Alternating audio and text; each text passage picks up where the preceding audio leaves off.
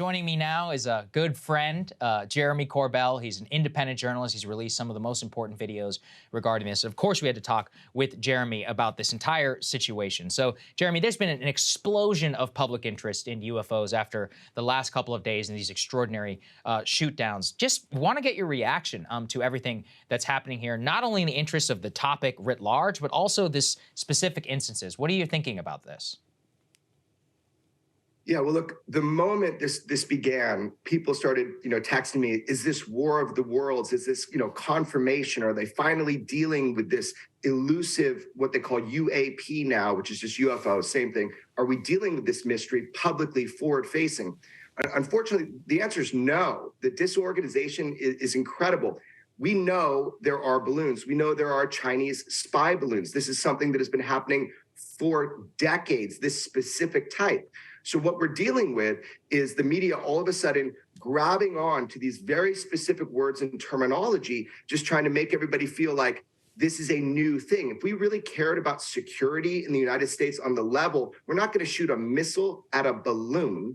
We're going to deal with, for example, what happened in 2019 that is still unresolved. And I think I've proven the case very recently by bringing witnesses forward, direct eyewitnesses, that these UAPs, unidentified anomalous phenomena, that they're under intelligent control by some actor who we don't know who it is, but we can exclude China, Russia, US. I mean, you name it, we can exclude it. So what are we not saying here? So the current events, dude, it's like this. This has been going on a long time. If we care about security, we would deal with the hacks to our cell phones before we would even care about a balloon enough to shoot it down on national television with a missile, which we barely hit, by the way. Mm-hmm. Yeah, that's right. Well, and how do the pilot descriptions and the limited pieces of information that we have gotten in terms of, descriptions of these objects, how do those match up with previous reports and sightings? Right, that's a really important distinguishing quality here, is that the UAP phenomenon, it's going on all the time, and it's over decades, if not generations. So what pilots are seeing and saying now with these particular events, it is not as extraordinary as what we have heard from, like, let's say, Commander David Fravor, Commander Underwood, Lieutenant Ryan Graves. But look, what we're seeing is really nothing that I see as particularly anomalous. They are saying strange words to try to inflame the UFO community. I think that is intentional, because what we're actually shooting down so far has been just really standard. Let's reflect on what's happened. Let's go back, because we're talking about spherical things. George Knapp and I, we released something called the Mosul Orb. This is the first piece of military film clearly identified as UAP. This is from within a classified briefing, like a lot of the stuff that I've been able to put out, but it is inherently unclassified. That's why I can put it out. So we put this out. This is an object that is from a 4-second video. It's 2 seconds slowed down. And this is from a reconnaissance plane over northern Iraq, Mosul. That's why they call it the Mosul Orb. This was identified by our UAPTF, which was the task force dealing with the unidentified anomalous phenomena, as classified UAP, meaning it's got some sort of propulsion, some reason why it was brought into that category. And if you get to see the video, if people do their job and you can see the video, you're going to know, we know what balloons are. We know what those are. We don't classify those UAP. So now you got a spherical object over a conflict zone. For the first time, the public is seeing an image that was contained in a classified briefing.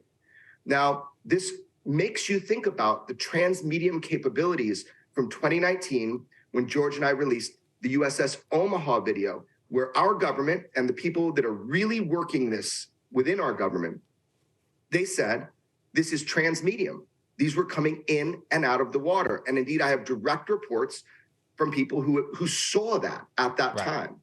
So what you're seeing, Krystal, you asked the question, what you're seeing right now is a complete rewriting of our standards of rules of engagement. In 2019, if this was Chinese technology, do you think it would have gotten much more coverage? We now see what happens when we simply pop a balloon with a missile from another country. We see the press coverage.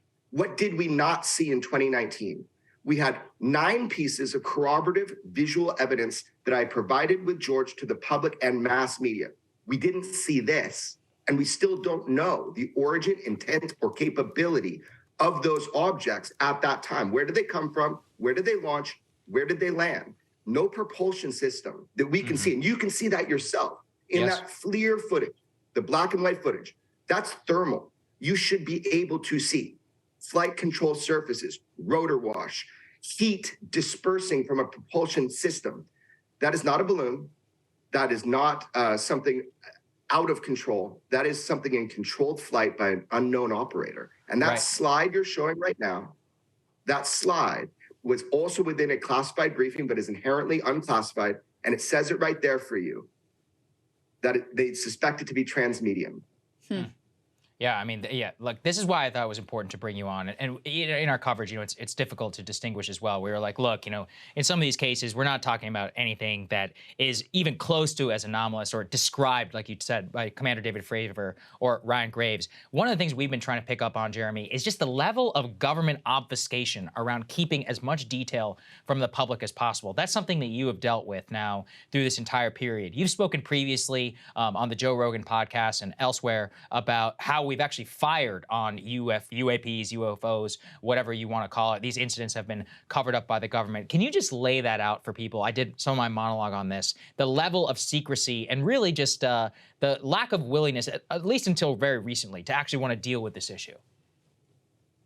Yeah, so look, there was a heroic thing, which is where Representative Carson put together the first UFO congressional hearing in 53 years, actually, I think was the amount of time.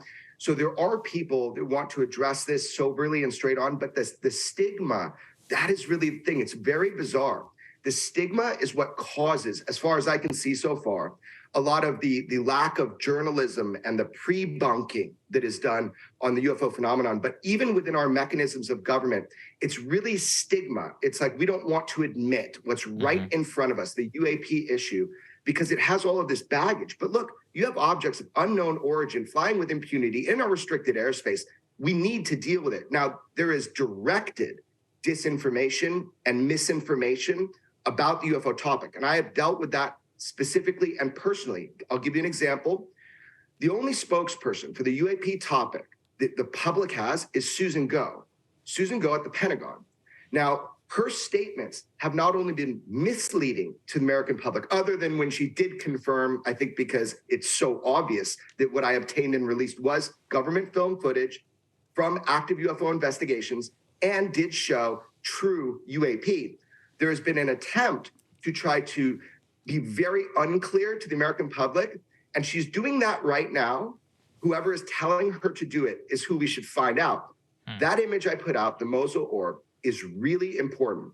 When it comes to shootdowns, I have talked about it, and I have said, and everybody got real upset at me over a long time, we are constantly shooting at unknowns, but the rules of engagement is that it's usually over conflict zones. It's when these objects, who, by the way, Russia and Syria also fire upon, so we know it's not their units, but that happens because of the proximity of UAP to ground troops. That's one of the criteria of why they'll fire on it.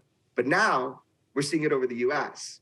And we don't know if these things, even if they are balloons, which most of them are, we don't know if they're manned or unmanned. So the shoot down thing, look, I don't have a crystal ball, right? But why I know that is because I've been exposed to reports and briefings. That's why I could say it before it became something everybody else was talking about nationally. Got it.